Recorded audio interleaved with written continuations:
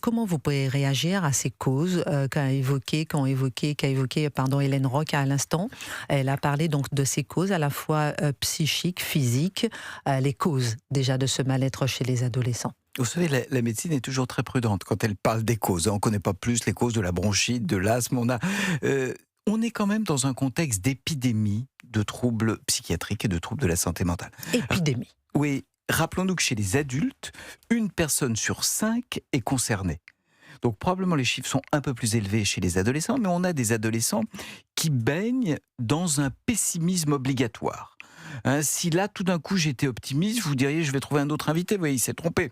Donc, on est obligé d'être pessimiste. Donc, il y a cette espèce de morosité imposée. La deuxième chose est... Par le monde des adultes. Par le monde des adultes, et puis probablement entre eux, par des usages de réseaux sociaux qui vont aller toujours vers le pire.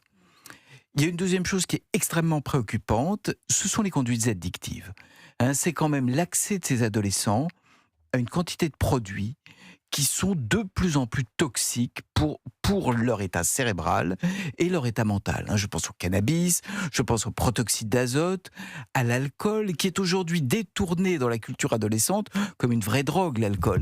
C'est plus l'alcool qu'on prend au repas, c'est l'alcool de la défonce. Donc on a aujourd'hui sur ce sujet-là, et tous les adolescents que je vois en urgence ou sont concernés par ce sujet.